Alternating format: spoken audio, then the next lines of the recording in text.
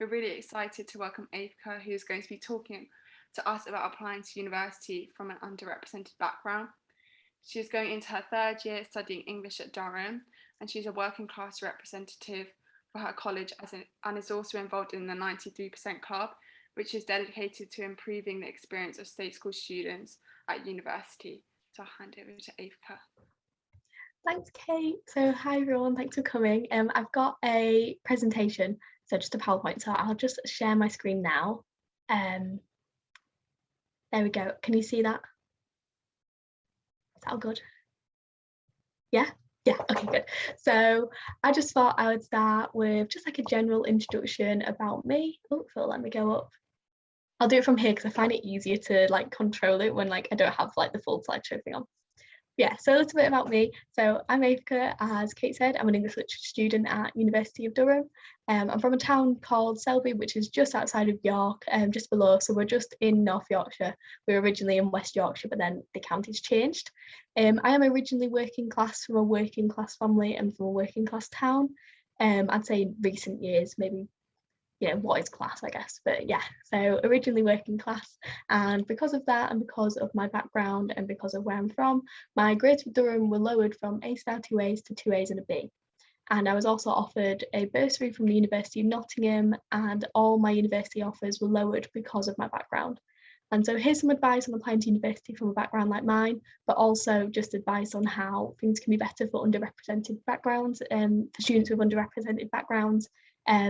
I've asked quite a few people for like different opinions on this. So I asked like a friend who's a person of colour, and I asked some of my LGBTQ friends just to like see what can be improved there as well, just so it's not just classism. But yeah, so for the personal statement, and I think this is something that universities could like really advise on. Often for universities like Durham, the recommendation is to be 80% academia and 20% experience or work experience for the personal statement. I didn't know this really until I went to a summer school at Nottingham, which I got accepted on. It was a Sutton Trust summer school, so that's like really important when applying for universities, especially if you're going for more of an academic course rather than a vocational one. I looked up some organisations that can help with this. So there's one called Brightside, and Brightside own Bright Knowledge, which is a website that offers CV help and student finance guidance.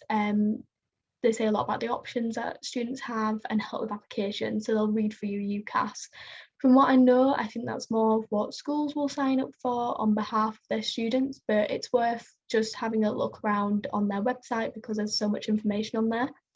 When I was in sixth form college, so I went to a sixth form college in Pontefract, we were advised to do MOOCs so that we had knowledge of outside the curriculum.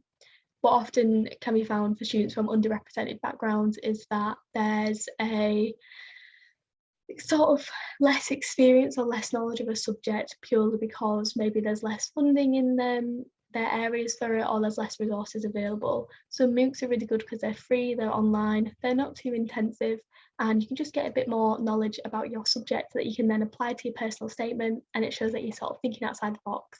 Especially universities that are in the Russell group, they really like this. I would always say do not pay for any advice or any interview experience because that's just clearly quite a concern, and that's not what we want. We don't want that for social mobility. Everything should be free and accessible, and these are often companies or people who are most likely going to scam you, or really there's information online. But also ask older students for advice. I did this constantly. Even now I ask people in the year above about what they would choose for like their modules and what they recommend me doing. It's really good to ask them for advice because they're the ones who have lived it, and if they're from the same town as you or maybe from a similar background, it's really good to know whereabouts they what they did for their personal statement. So when at university, I think my main advice for those who are from underrepresented backgrounds is to definitely ask the uni for help. It's really tough because a lot of the time it sometimes might not be as discreet as we want, or maybe it's just sometimes tough to open up and admit that you need help, but universities are there to help ultimately. So if you have maybe a disability or learning difficulties, the university are there to help and will always help. Oh, we've got Denise. There we go. So yes, when at university, should I like do a quick run through, or do you reckon it'll be fine?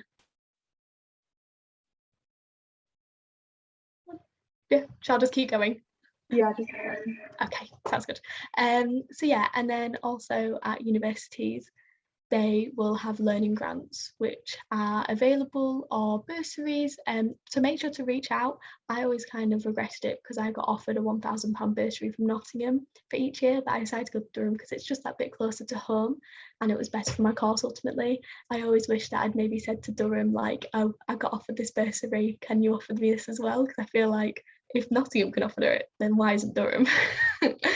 But that's because of the Sutton Trust. So I went on a Sutton Trust summer school when I was in year 12.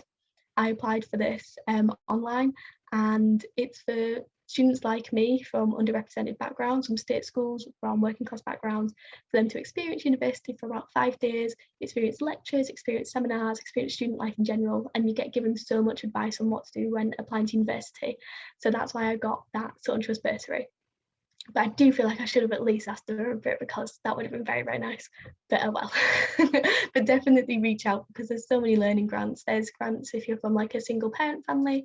There's grants if you're from a certain area. So it's always good just to send an email, because what's the worst that's going to happen? They're going to say no. But also it means that they're there and they know what is going on in your life and can offer as much support and aid as possible. One of my friends who's dyslexic found that universities were fantastic for helping her. She's at Durham with me. She just reached out. They were so efficient. They were so understanding. So always make sure universities are aware, because they should be aware of disabilities to make sure that you're okay ultimately. And there's things like SAC forms that you can fill out. So if you're struggling, then the university and your faculty know. I've also put down supported progression. So supported progression is only at Durham University. It was originally for students from Cumbria, Yorkshire and the North East, to make sure that students from those areas were represented. Now it's a nationwide thing, so much like the Sutton Trust. This is to support students into applying at Durham, and basically what they will do after a week-long summer school, they, when applying, will send off an essay, and if their essay is really good, they'll get their grades lowered and they'll often be offered a bursary, so much like the Sutton Trust. So that's really good, and I think Durham in general are fantastic at advertising that. I didn't actually apply for it because I didn't know about it, but looking back I would have met the criteria. So I wish I had known about it a bit more, but I think my sixth form college just wasn't aware.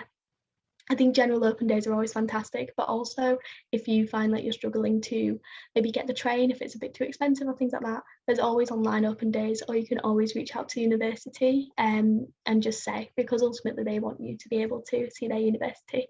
I'm also currently doing some work experience myself with the National Literacy Trust, and they're really good for volunteering opportunities, much like Bell has here. I just thought I'd mention because they were really interested in the talk today. And also they have a thing called Literary Champions. So it's supporting students throughout university and like giving them opportunities in social media work and in charity work in general. So that's really, really great for like, I feel like sometimes when you're a student from my background, it's kind of tough to find work experience or have those same opportunities, especially because I'm from like Yorkshire. There's often not much local. You have to travel quite a lot, so it's really great that things are becoming more accessible and things are virtual. So I just thought I'd pop that down. And then representation at uni. I was always really, really worried that when I would go to uni, there would be nobody else quite like me. And I think it was definitely a bit tough at first, because I'd often be in a room and find that I was the only person with a northern accent. I was only the only person who was from a state school. I was the only person who wasn't from a very wealthy background, or like a very like a non-state school background. So I found that quite tough at first, and I think ultimately there was like this little mantra in my head that was going on, where it's like, if I'm the only person in this room, I have to be my own representation, and the room where you stand out as different is the room where you'll make the most change and make the most noise. And so that was kind of what kept me going. So when I was in my first year at uni, I got involved in the 93% club. This is fantastic for state school students because it's really, really supportive of them. We even offered just things like headshots so that you can have them on your LinkedIn or when you apply for jobs, because sometimes it's really tough and it's quite expensive to pay for professional headshots.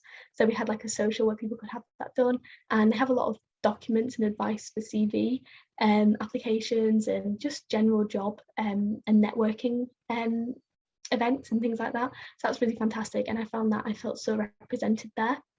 In terms of working class stuff, there's also the Working Class Student Association. So there's a university-wide one, but I'm involved in Van Wilder College's talk and support team. So I'm one of the working class representatives there.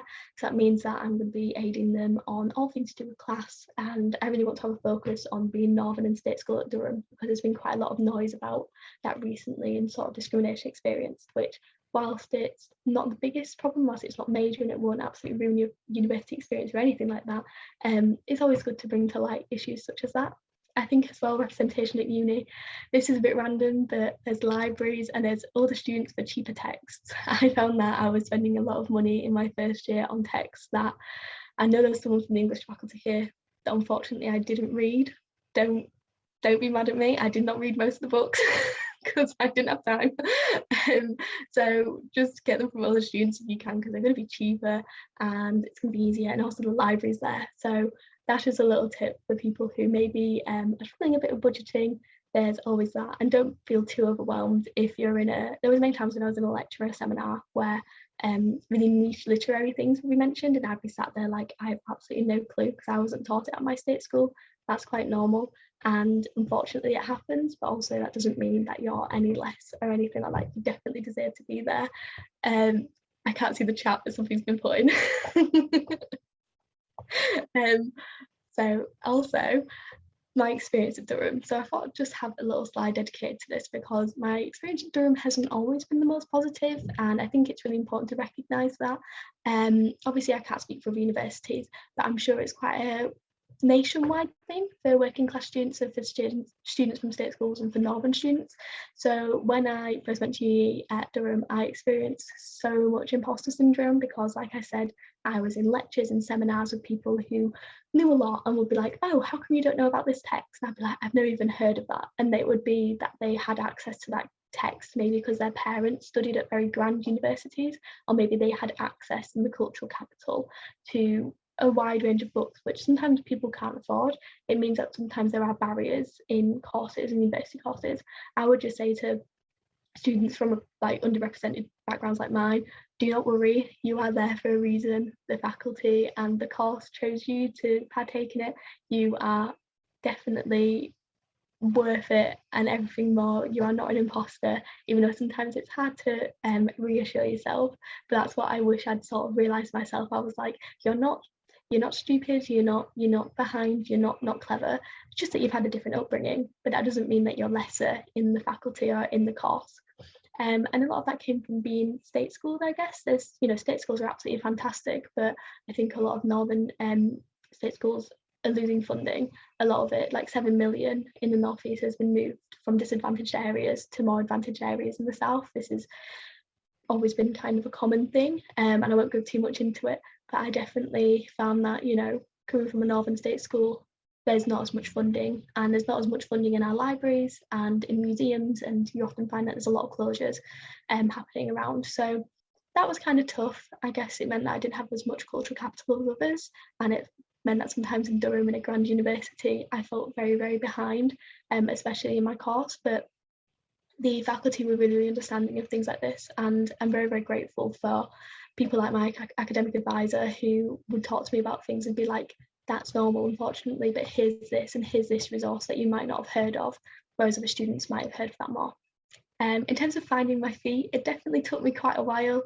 I think university is such a big change for everyone. It's such a different environment to anything I ever had experienced.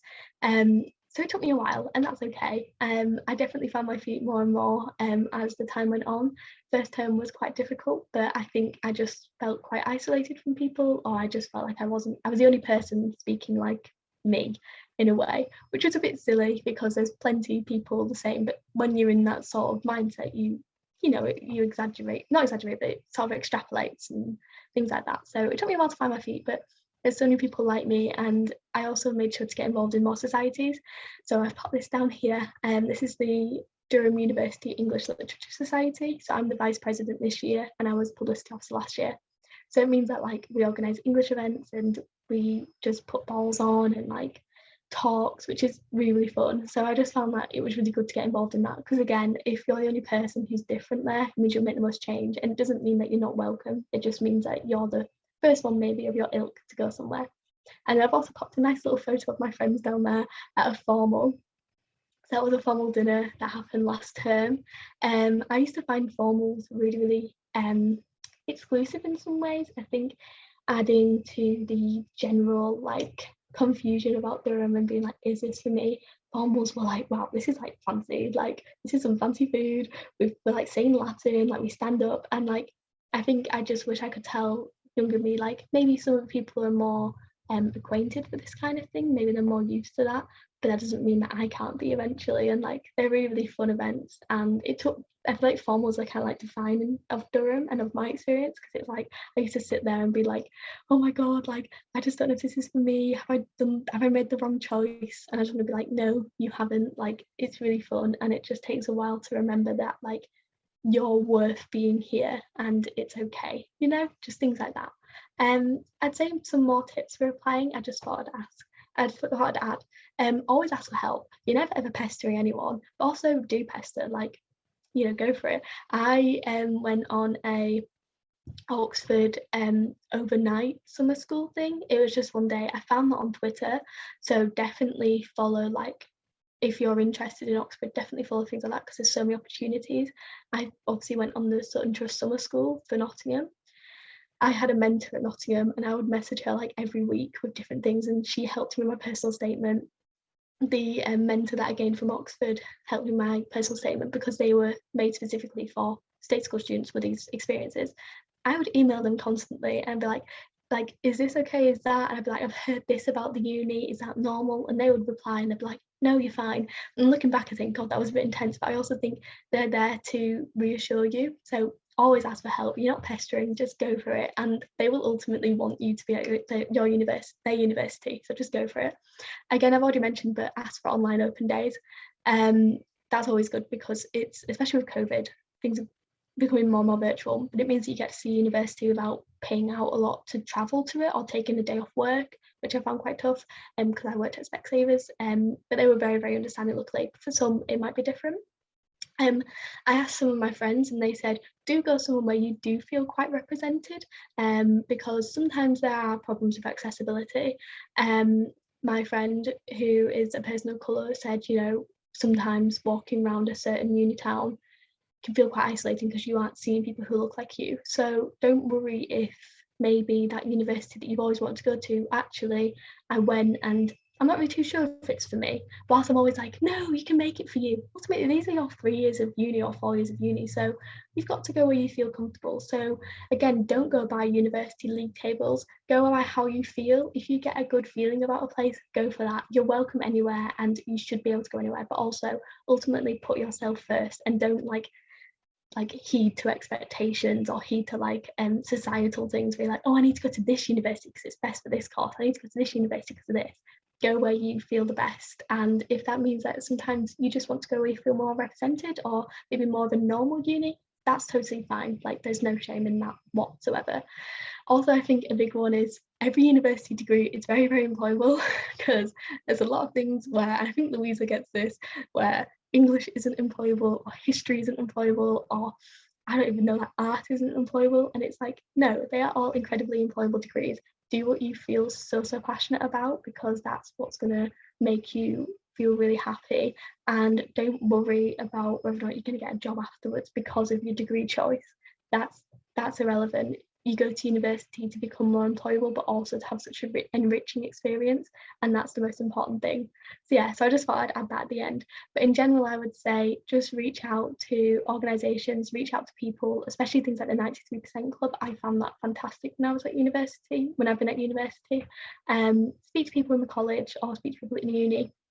There's things like the SU, they're there for students. And yeah, I think just don't be too deterred by the fact that maybe you wouldn't have been accepted in this university if it wasn't for maybe like I got my grades lowered. I still would have got the original grades, but I was like, oh, like, are they just accepting me lower, like giving me lower grades because they think, oh, we need to have more state school students? No, you are so worthy of going to places, so don't be deterred by maybe things that you've heard online. Ultimately, you're going to have a fantastic experience, and if you find that things are tough or you find that you're struggling with things, there's so much help there and available, and universities are there for you. So yeah, so I say that's the end. I can stop sharing my screen now if we'd like, and I think that's all I've got to say.